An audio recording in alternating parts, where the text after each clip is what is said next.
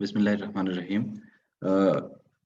जैसा कि आपने देखा होगा, कल हमने महमूद सनाई की एक एसे है महात्मा गांधी एक इनाम से फारसी में, जो हमारे निसाब का हिस्सा है, उसका शुरुआत का एक हिस्सा हमने पढ़ा था।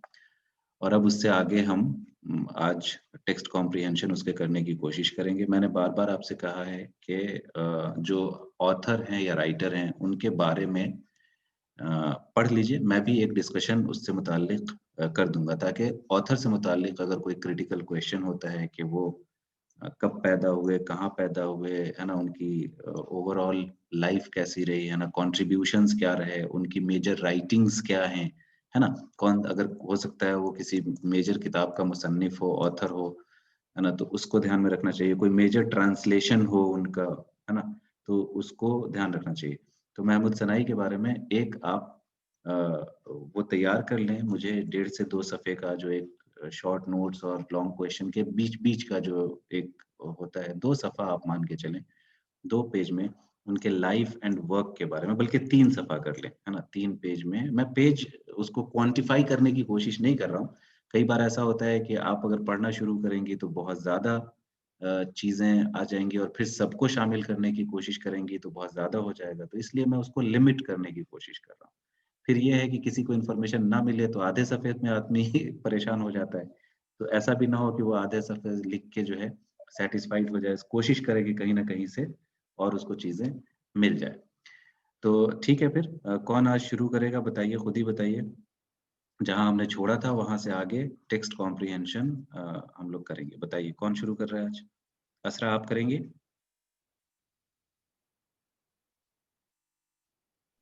जी सर। प्लीज़ शुरू करिए, फिर उसके बाद जो है वो कनीज़ से कहेंगे। पढ़िए। एक सेकंड। मैं स्क्रीन शेयर कर देता हूँ। स्क्रीन शायद अभी शेयर नहीं है ना? मैं स्क्रीन शेयर कर देता हूँ। ये आपके लिए स्क्रीन भी शेयर कर दी है, ये वहीं पे है। जी।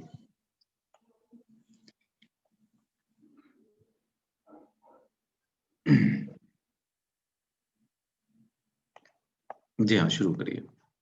बिस्मिल्लाहिर्रहमानिर्रहीम। मोहनदास करमचंद गांधी दर 2 अक्टूबर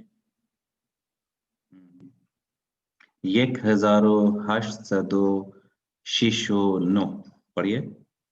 1869 हुँ, 1869 हुँ। मिलादी दर पोरबंदर दर हिंदुस्तान हिंदुस्तान गरबी अरबी हिंदुस्तान गरबी बेजहान आमद। हुँ, बताइए। पैदरश एक चीज़ पहले इसमें समझ लीजिए, इसमें 1-2 चीज़ें बहुत इम्पोर्टेंट हैं, जो मैं पहले बता दूँ, फिर उसके बाद शुरू करेंगे। अब हम लोग सेकंड ईयर में हैं, तो इतना अंदाज़ा हमें होना चाहिए था। ये जिस किसी ने भी आपको पढ़ाया होगा, वो पेपर मैंने नहीं पढ़ाया था। जो अ, बेसिक ग्रामर एंड ट्रांसलेशन का जो पहले साल का पेपर था, जिसमें आपको न्यूमेरल्स पढ़ाए गए होंगे, फ़ारसी नंबर्स, है ना? तो जो लोग जिनको एक्सपोज़र है फ़ारसी का, उनके लिए तो आसान है, लेकिन जिनके लिए नहीं है, उनके लिए डिजिट्स पढ़ना मुश्किल होता है। जैसे मोबाइल नंबर कैसे पढ़ेंगे? तो आप देखिए, पता करिए, है ना? जैसे हमारा नंबर है 98 फलाँ, फलाँ, फलाँ, फलाँ, फलाँ, तो उसको कैसे पढ़ते हैं, है ना? तो वहाँ 2-2 लेके आमतौर से ईरानी जो है वो 2-2 करके पढ़ता है ना? ठीक है? जैसे 98, 17, 65, 31 है ना? 02 ऐसे करके पढ़ता है ना? तो इस तरह से तो आप वो देखिए कि डिजिट्स कैसे पढ़ते हैं। उसी तरह अगर साल लिखा हुआ है तो उसको कैसे पढ़ेंगे? ये है 1869 है ना? आप जानते हैं कि Gandhi ji 2nd of October 1869 को पैदा हुए थे। तो एक बात तो ये, तो डिजिट्स कैसे पढ़ते हैं? मैंने आप खुद थोड़ा-सा आप हेजिटेंट थी तो मैंने पढ़ दिया था, है ना? तो ये डिजिट कैसे पढ़ेंगे? कौन बताएगा? कनीज़ आप बताइए कैसे पढ़ेंगे? एक बार पढ़ के बताइए।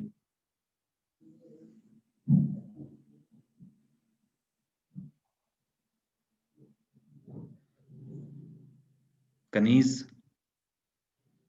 नहीं, नशरा आप बताइए। अच्छा, कनीज़ बता रही हैं। जी, बताइए।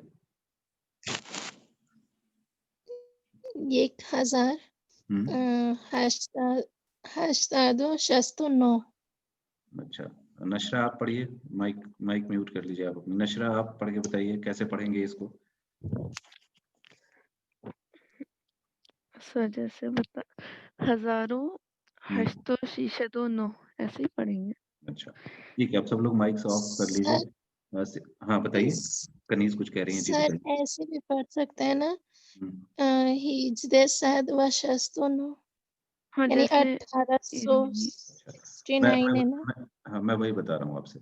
अब ठीक है, जो आम तौर से पढ़ते हैं वो पढ़ते हैं हजार, सद और बाकी डिजिट्स, है ना, जैसे पढ़ते नहीं 1869 इसको पढ़ेंगे, है ना। तो फारसी में जो पढ़ा जाता है साल को, मिलादी, और इसको, है ना, 1869 उसको पढ़ते हैं एक हजारो हश्त सदो शिशो नो।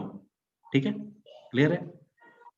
1345 रहता तो कैसे पढ़ते, एक हजारो से सदो, है ना, 59 पिंजाहो नौ, है ना। तो इस तरह से करके पढ़ते हैं। तो ये आप लोग डिजिट्स पे एक बार नजर डाल दीजिए। ये एक चीज आ गई चूंकि इससे जुड़ी हुई, तो ये हम मैंने कहा भी था कि टेक्स्ट कॉम्प्रिहेंशन में हमारा काम सिर्फ इतना नहीं है कि हम सिर्फ उस टेक्स्ट को पढ़ें, बल्कि उसके इर्द गिर्द अगर कोई ग्रामेटिकल चीज है तो उसको भी कॉम्प्रिहेंड करने की कोशिश करें। ठीक है, तो एक न्यूमरल्स पढ़ना और लिखना, सब लोग अपने अपने फोन नंबर्स मुझे कल बताएंगे, है ना। मैं उसको रिकॉर्ड नहीं करूंगा, है ना, ऑफ द रिकॉर्ड कल के क्लास में शुरू जब होगा तो आप मुझे अपना और अपने फादर का फोन नंबर आप लोग, या घर का कोई एक और नंबर जो आपके गार्जियन है उनका नंबर आप लोग फारसी में मुझे बताएंगे, ठीक है।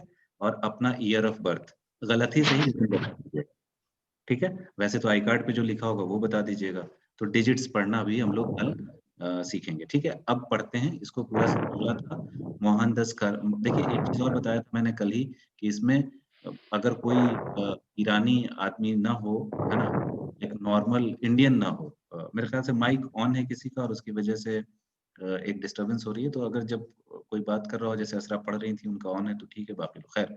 तो मैंने कल ही भी बताया था कि अगर हम हिंदुस्तानी ना होते और महात्मा गांधी के नाम से वाकिफ ना होते तो हम मोहनदस पढ़ सकते थे, मोहनदिस पढ़ सकते थे, कर्म पढ़ सकते थे इसको, है ना। गांधी लिखा हुआ है और फिर भी गांधी पढ़ा जा रहा है ना। तो इसका मतलब ये है, आपको पता है कि फारसी में प प है, फ नहीं है ना, ब है, भ नहीं है ना। तो इस तरह के जो है वो नहीं है, तो इसीलिए गांधी ही लिखते हैं, गांधी नहीं लिखते। तो ये भी आपको याद रहना चाहिए कि ऐसा क्यों लिखा हुआ है ना। तो एक तो ये समझ लीजिए। और एक आखिरी बात, मैंने कहा था कि एक डिजिट है, दूसरा ये है कि मैंने बताया था आपसे कि जैसे आखिरी जो इसका क्लॉज है वो किस तरह से है, दर पोरबंदर दर हिंदुस्तान गरबी बेजहान आमद, है ना, बेजहान आमदन। ये क्या है, पैदा होना, है ना, दुनिया में आना, दुनिया में आए ऐसा कहते हैं क्या, नहीं कहते हैं कि ही वॉज बॉर्न ऑन, ये है। तो इसका ट्रांसलेशन कैसे करेंगे असर, आप जल्दी से ट्रांसलेशन कर दीजिए। सर 2 अक्टूबर 1869 में पोरबंदर हिंदुस्तान में पैदा हुए। नहीं, हिंदुस्तान गरबी है, western India, western coast of India है वैसे, लेकिन कोस्ट का इस्तेमाल नहीं किया। हिंदुस्तान गरबी मतलब वेस्टर्न पार्ट ऑफ इंडिया, है ना, गरबी भी इस्तेमाल किया है। Mohandas Karamchand Gandhi was born on the western side of India, है ना, on 2 October 1869। ठीक है, तो ये हो गया। फिर पढ़िए, आगे पढ़ जाइए जल्दी से। पेदरश वजीर यकी अज आयालते गुजरात बूद। पेदरश वजीर यकी अज एयालत हाई गुजरात बूद। ठीक है, एयालत, एयालत कहते हैं स्टेट, ठीक है। एयालत हाई गुजरात बूद, हाँ, इलाके को कहते हैं, स्टेट को कहते हैं। जी बताइए क्या मतलब हुआ। यानी उनके जो फादर थे वो गुजरात में हम्म, रहते थे या वजीर है ना भाई, पेदरश वजीर यकी अज एयालत हाई गुजरात बूद। देखिए गुजरात एक स्टेट है, तो अब एयालत स्टेट के लिए इस्तेमाल करते हैं, लेकिन उस वक्त वो खुद ही एक स्टेट था और कहता है यकी अज एयालत है। तो उस स्टेट के जो अलग अलग खित्ते हैं, इलाके हैं, है ना, जो विद इन, जैसे होते नहीं, कोई एक रजवाड़े जो होते थे उस जमाने में, है ना। ये तो 1869 प्री इंडिपेंडेंस एरा की बात हो रही है ना। तो उस वक्त में अंग्रेजों की हुकूमत थी और वेरियस स्टेट्स हुआ करते थे विद इन टेरिटोरियल, जो एक टेरिटरी के अंदर। तो गुजरात के इलाके में जो एक स्टेट होता था, है ना, उसके वजीर थे वो, ठीक है। फिर क्या हुआ?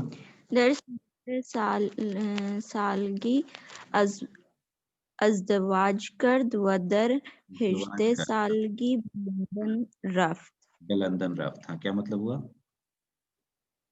मतलब जब वो 30 साल के थे तो उन्होंने शादी की। सीजदे, हाँ हाँ हाँ, सीजदे का मतलब क्या हुआ? 30 कैसे हो गया? सीजदे इज 13 साल की उम्र में। ये जमाना आप याद करिए। देखिए, इससे बहुत सारी चीजों का पता चलता है। आप इसीलिए लिटरेचर पढ़ना चाहिए लोगों को। हम लोग लिटरेचर नहीं पढ़ते, है ना। लिटरेचर पढ़ने का मकसद सिर्फ ये नहीं है कि आप है ना, सिर्फ लुत्फानंदोज हों।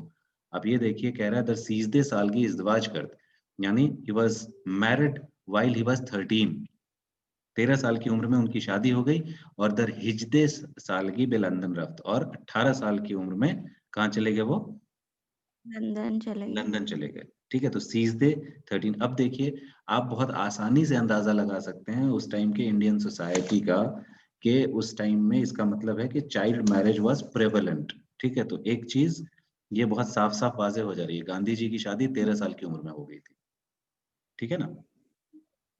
चलिए नेक्स्ट लाइन। दर कहीं सा, तहसील अच्छा चलिए, हाँ पढ़िए, आप ही पूरा कर लीजिए, करिए जी असरा।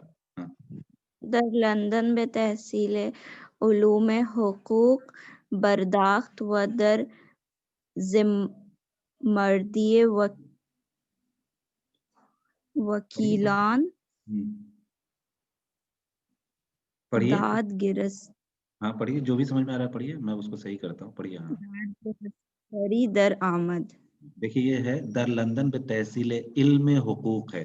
उलूम आपने पढ़ा है, तो ये कई बार आदमी के, देखिए जो टेक्स्ट कॉम्प्रिहेंशन इसलिए भी इम्पोर्टेंट है कि कई बार हमारे जहन में भरा रहता है, उलूम भरा हुआ होगा, वहाँ पे इल्म लिखा हुआ लेकिन उलूम पढ़ा आपने, तो ये बहुत केयरफुली पढ़ने की जरूरत होती है चीजों को, है ना। उससे पता चलता है कि आपका कॉन्सेंट्रेशन कितना है, कैसे देख रही हैं आप। तो मैं इसको गलती कह के पॉइंट आउट नहीं कर रहा, लेकिन जब इल्म लिखा हुआ है तो उलूम पढ़ने की जरूरत नहीं थी, है ना। द लंदन बे तहसील इल्म हुकूक परदाख्त। हुकूक, आपको पता है कि फारसी में काफ प्रोनाउंस नहीं करते, तकरीबन गायन के करीब होता है वो, ग का तकरीबन, ग भी नहीं है वो, पर काफ और ग के बीच की चीज है। उलूम हुकूक परदाख्त व दर जुमरई वकीलान दादगुस्तरी दरामद, है ना। क्या मतलब हुआ कि लंदन में उन्होंने, मैंने अभी कहा था कि उलूम हुकूक किसको कहते हैं, जल्दी से बताइए, कौन बताएगा? कनीज, उलूम सर हुकूक। राइट ऑफ हाँ, क्या हुआ? Sir educational right. हाँ, ये वही प्रॉब्लम है ना, गूगल बाबा है ये। हुकूक मतलब राइट। हाँ सर हाँ, कनीज, कनीज, उलूम हुकूक क्या मतलब हुआ? इल्म हुकूक है यहाँ पे। देखिए दो चीजें। अच्छा, लेट क्यों रिस्पॉन्ड कर रहे हैं आप लोग? कनीज। इल्म हुकूक। हाँ। जी सर। हम्म। इल्म हुकूक वही जिनके जरिए से यानी हम जान सकें कि लोगों के राइट्स जो है उनको दिलाए जाएं। ठीक है, इतना इतना लंबा चौड़ा नहीं है। अच्छा, नशरा आप बताइए, इल्म हुकूक का क्या ट्रांसलेशन कर सकते हैं? हुकूक का इल्म, हुकूक का इल्म, तो वो कौन सा हुकूक, क्या हुआ हुकूक का सब इल्म? जानना। अंग्रेजी में क्या कहेंगे? हाँ, जी, अंग्रेजी में क्या कहेंगे? नॉलेज ऑफ राइट्स, ये नॉलेज ऑफ भी कह राइट। सकते हैं। वेरी गुड, ठीक है, तो कौन सा हुआ, मतलब क्या, कौन सा फील्ड हुई, कौन सी फील्ड हुई है? देखिए, ये हम लोगों को समझना चाहिए। देखिए, फारसी आमतौर से इस्तेमाल करते हैं साइंसेस के लिए, ठीक है। उलूम साइंसेस के लिए, इल्म क्या है? जी, साइंस के लिए। ठीक है, इसको बहुत क्लियर याद रखिएगा। हुकूक, लॉज, लॉ। तो बेसिकली तहसील इल्म हुकूक का मतलब हो गया, जो हमारे यहाँ लॉ की पढ़ाई होती है ना कहीं भी, दैट इज इल्म हुकूक। ठीक है, क्लियर है। तो लंदन में वो लॉ की तालीम उन्होंने हासिल की, तहसील इल्म हुकूक परदाख्त व दर जुमरई वकीलान दादगुस्तरी दरामद, और फिर वहीं पे वो क्या हो गए? वकील हो गए जस्टिस सिस्टम में। दादगुस्तरी कहते हैं जस्टिस सिस्टम को, ठीक है। तो वहाँ की जो जस्टिस सिस्टम थी, यानी वहाँ का जो अदालतें थी, दादगुस्तरी अदालत को भी कह सकते हैं, वहीं जो अदालतें थी उसके उसमें वकीलों के जुमरे में वो शामिल हो गए, मतलब बैरिस्टर हो गए थे वहां पे। ठीक है, अगला जुमला पढ़िए। कनीज आप शुरू करिए।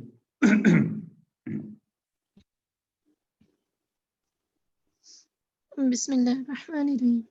در آنجا روش خاصی برای بهداشت تن و روان انتخاب کرد. वहाँ पे उन्होंने जो एक खास रविश, खास तरीका होता है कि जिसके जरिए से इंसान अपने जिस्म यानी रूह और रवान दोनों को सेहतमंद कर रख सके या साफ रूह सुथरा। और रवान क्या हुआ? तनो रवान है, रूह किससे आप ले रही हैं? तन और रवान यानी जिस्म, ये मसलन बॉडी से रिलेटेड चीजें। देखिए मैंने, रवान अब आपको दिख रहा होगा, अगर शेयर हो रहा है स्क्रीन तो कुछ और दिख रहा होगा, उसका मीनिंग लिखा हुआ दिख रहा होगा शायद, कि नहीं दिखा? Physical and mental health. जी ठीक है, यहाँ देखिए, यहाँ पे क्या लिखा हुआ है? लॉ। हाँ, हुकूक जो है लॉ है ना, तो ये उलूम हुकूक लॉ है। ये देखिए मैंने इसको ये कर दिया है। तो मैं physical and mental health well being जो वहाँ पे, और उसके बाद क्या हुआ कि जब वहीं थे तो उन्होंने एक खास तरीका जो है अपने फिजिकल और मेंटल वेल बीइंग के लिए एक खास तरीका उन्होंने इख्तियार किया। ठीक है, और वो तरीका क्या था? पढ़िए आगे, आज पढ़िए। از خوردن گوشت حیوانها پرهیز کرد و اساسی زندگی خود را بر قناعت، سادگی و تسلط بر نفس گذاشت. क्या बात है। ये कह रहे हैं कि उन्होंने वही गोश्त खाने हैवानों, ये उसी बात को एक्सप्लेन कर रहा है कि जो नया उन्होंने रविश जो नई इख्तियार की खास, वो क्या थी कि हाँ, क्या किया उन्होंने, बताइए। यानी गोश्त खा हैवानों का गोश्त, जानवर का गोश्त खाने से उन्होंने परहेज किया हाँ, इसको कैसे और कर अपनी जिंदगी की जो मेन बुनियाद करार दी वो कनात पर और बहुत सादगी के साथ और अपने नफ्स पर कंट्रोल करने के साथ थी। ठीक है, तो इसका मतलब ये हुआ कि he started lifestyle where there was no intake of non vegetarian food, है ना। नॉन वेज खाना, बस खुर्दने गोश्त, गोश्त हैवान परहेज कर, यानी उन्होंने नॉन वेज को त्याग दिया। ठीक है ना, नॉनवेज को से परहेज करना शुरू कर दिया उन्होंने। और क्या किया? दूसरी चीज ये की कि उन्होंने अपनी पूरी जिंदगी का जो मतलब फिलॉसफी जो सेटअप की, वो किस तरह से कहा कि कनात पे, सादगी पे और अपने नफ्स पे कंट्रोल करना। ठीक है, नफ्स आप जानते हैं, नफ्स पे कंट्रोल करना, जो अपनी ख्वाहिशात होती हैं, बेजा ख्वाहिशात, उस पे काबू कर लेना। सिंप्लिसिटी आप देखते हैं, गांधी जी एक कपड़े में दिखे पूरे जिंदगी भर, तो ये जो चेंज है उसकी तरफ इशारा है पूरा का पूरा। तो आप पूरी पर्सनालिटी को इस एक जुमले में, आप गांधी जी की पूरी पर्सनालिटी को देख सकती हैं अगर आप गांधी जी की पर्सनालिटी से वाकिफ हैं। ठीक है, नशरा आप पढ़िए, फिर आते हैं वापस। हाँ, पस अज इत्तिमाम तहसीलातश तर इंग्लिस्तान बे हिंदुस्तान बर्दाश्त। हाँ पढ़िए। पस अज तहसीलातिश तर इंग्लिस्तान बे हिंदुस्तान बरगश्त। उन पूरा जुमला पढ़िए। अपनी इंग्लिस्तान यानी वहाँ पे बरगश्त व पस अज अकामत कोताही दर ओंजा दर साले हजारों हश्तादो हश्तो हश्त सद। नवदो से ठीक है, हजारों। बे अफ्रीकाई जुनूबी जी हाँ पढ़िए पढ़िए, ठीक है, बे अफ्रीका अफ्रीकाई याफ्त। जुनूबी रफ व दर ओंजा बेवकालत दादगिरस्ती पर्दाख्त। वकालत दादगस्तरी अपनी करदा। फिर क्या हुआ जी बताइए। जी वहाँ अपनी यानी इंग्लिस्तान में उन्होंने बाहर अपनी पढ़ाई को कंप्लीट करने के बाद हिंदुस्तान वापस आए और कम मुद्दत यहाँ पर रुके। उसके बाद 1893 इस ईयर में वो जुनूबी अफ्रीका गए और उस जगह अपनी मतलब वकालत की पढ़ाई को नहीं, यानी जब उस वकालत दादगुस्तरी पर्दाख्त, वहाँ पे ये उन्होंने जो वकालत का पेशा शुरू किया ना वहाँ पे। अब तो वो वकील बैरिस्टर तो वहाँ हो ही गए थे, तो बैरिस्ट्री वकालत वहाँ जाके शुरू की उन्होंने, है ना। वकालत दादगुस्तरी का मतलब हो गया कोर्ट में प्रैक्टिस करना शुरू करना, है ना। अच्छा देखिए वकालत जो है, दर अब हाँ, देखिए वकालत का जी इस्तेमाल अगर बगैर दादगुस्तरी के करता तो वकालत कई मानों में इस्तेमाल होती है, लेकिन फारसी की ब्यूटी ये है कि बहुत साफ साफ है ना। ये बहुत खास बात है, पर्शियन वोकैबुलरी बहुत स्ट्रांग है फारसी की, और लोगों ने बहुत खूबसूरत है ना उसका इस्तेमाल बहुत अच्छा किया है राइटर्स ने। ये भी देखने और समझने की चीज़ है, ठीक है? जी, पढ़िए। दार दर दर अफ्रीका अफ्रीकाई दर अफ्रीकाई ये जुनूबी जनूबी अफ्रीका में ऑन रोज हम मिसल इमरोज सियाहान व मर्दुम गैर उरूपाई कुर्बानी सितमगरी व असबियत निजादी उरूपियान इस्तेमार गर उयूसवी बूदंद इस्तेमाल करे। आज की तरह हाँ, हम्म, पढ़िए। आज पहले मतलब पहले उस पहले टाइम भी एक उस सेकंड वक्त भी आज की जी एक सेकंड पहले आखिरी जो लफ्ज है उस लाइन का क्या पढ़ा आपने? असबियते। अच्छा असलियत है सर ये का अच्छा नुक्ते पहले थे ना एन के बाद असबियते उसके बाद क्या है? असबियते बुलंद कहाँ? यहाँ ये अब वर्ड ये अच्छा जुमला माला जी। निजादी हाँ, ये जे का प्रोनाउंसिएशन कैसे करेंगे? निजात हाँ, है ना। निजादी य बहुत क्लियर आना चाहिए फारसी में। ये स्पेशल वर्ड है जो टिपिकली फारसी है ना। ये अरबी में नहीं है। तो इसलिए जो फारसी के जो प्रोनाउंसिएशंस हैं उसको बहुत क्लियर रहना चाहिए। आप जैसे गराज का जो प्रोनाउंसिएशन है ना, जो फ्रेंच इन्फ्लुएंस है पर्शियन पे, है ना, या फारसी का इन्फ्लुएंस जो फ्रांस पे गया है, दोनों है ना म्यूचुअली है। ये देखिए ये वर्ड है ज, ठीक है। तो नजादी, ठीक है। तो अब मीनिंग बताइए। दर अफ्रीका ये जुनूबी अनरूज हम मिस्ल इमरूज सियाहान मर्द गैर रूबी। हाँ। जनूबी अफ्रीका में हम्म। उस वक्त आज की तरह मतलब जैसे आज सियाहान व मर्दों में गैर उरूपी जो लोग आई मीन सियाह जिन ब्लैक सियाहान यानी जिनका अमेरिका में भी ब्लैक कहते हैं। ब्लैक वही सियाह ब्लैक सियाह जिनके जिनके स्किन का टोन जो है यूरोप में तो है ना, और अफ्रीका में तो स्किन टोन जो है वो वाइट है मतलब आमतौर से, जो लेकिन जो वहाँ के जो सियाहियान है डार्क स्किन डार्क स्किन वाले, ब्लैक्स जिसको कहते हैं आप कह सकती हैं, जी तो, है ना, डार्क और गैर और हाँ।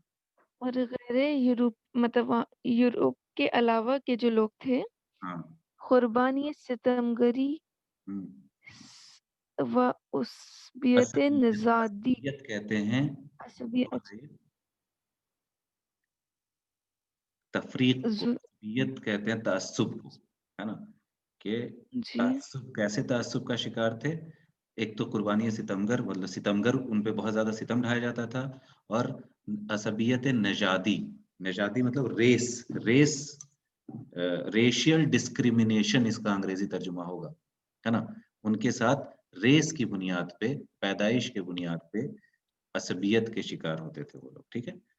और कौन लोग ऐसा करते थे? अरोपिया ने इस्तेमार करे ईसवी बुदन, है ना, जो क्रिश्चियंस थे, यूरोपियन जो कॉलोनियल क्रिश्चियंस, कॉलोनियल जो इस्तेमारगर कहते हैं, जैसे अंग्रेज हिंदुस्तान आए ना, ठीक है। तो उन्होंने क्या किया? कॉलोनियलिज्म को बढ़ावा दिया। वो कॉलोनियल थे, बाहर के लोगों पे कब्जा करते थे, बाहर की जमीन पे। ये लोग जो यूरोपियंस जाके वहाँ जो कंट्रोल सेटअप किया था उन्होंने, है ना, अफ्रीका में, अफ्रीका के ओरिजिनल जो लोग हैं वो तो ब्लैक हैं, है ना। लेकिन ये लोग जब गए थे, ब्रिटिशर्स या बाहर के यूरोपियंस ने वहाँ के खित्ते पे जो कब्जा किया था, और जो वहाँ के एबोरिजिनल जो लोग थे, जो असली बाशिंदे थे वहाँ के, उन लोगों को उनके स्याफाम होने पे, काला होने पे, उनके खिलाफ जो है वो तासुब किया करते थे ये लोग, है ना। तो इस चीज से अफ्रीका में जाने के बाद, है ना, ऐसा होता था, ठीक है। अफ्रीका में उस वक्त ये बता रहे हैं, और ये चीज ऐसा नहीं है कि तब होता था, ये कह रहे हैं जब मनोज सनाई लिख रहे थे तब भी कह रहे थे कि जैसा कि आज आज भी हो रहा है, ठीक है। आपको ये थोड़ा सा मैं ऐड कर दूं कि नेल्सन मंडेला ने एक मूवमेंट चलाया बाद में, और उसके बाद थोड़ा सा वहां पे एक चेंज आया अफ्रीका में। अदरवाइज बहुत बुरी हालात थे, है ना। आपसे कुछ साल पहले तक हम, मुझे याद है बचपन में मैं पापा के साथ बैठा था और एक मूवी चल रही थी, और उसमें मूवी मतलब टीवी पे, और उसमें एक नीचे में स्क्रॉल पे लिखता हुआ आया कि नेल्सन मंडेला रिलीज्ड। दूरदर्शन का जमाना था वो, ब्लैक एंड व्हाइट टेलीविजन।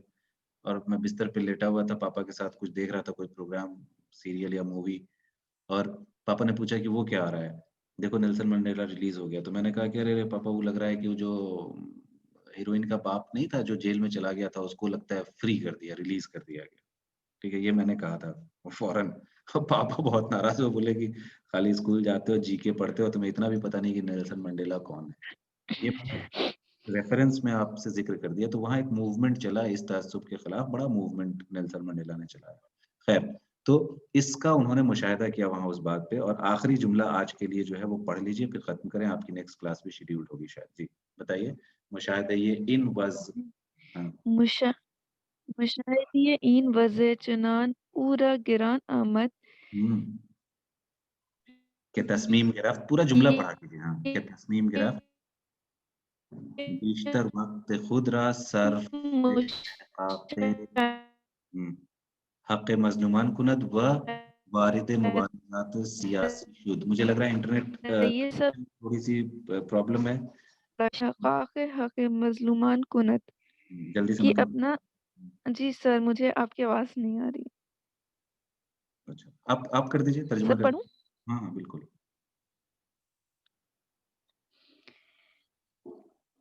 कि तस्मीम गिरफ़्त कि उन्होंने इरादा किया बेशतर वक़्त खुद रा सर्फ़ अख़ाक़ हक़ मज़लूमान कुनत कि अपना ज़्यादातर वक़्त मज़लूमों के हक़ को मतलब मज़ सर्फ़ अख़ाक़ हक़ मज़लूमान कुनत यानी मज़लूमों के हक़ को दिलाने में या उनके हक़ में सर्फ़ करें अपना ज़्यादातर वक़्त व वारिद मुबारज़ात सियासत शुद और इस तरह वो सियासती मुबारज़ात में दाख़िल हो गए, जो सियासी लड़ाइयाँ थी, पॉलिटिकल उसमें एक्टिविज़्म दाख़िल जिसको हो। बोलते हैं, ठीक है?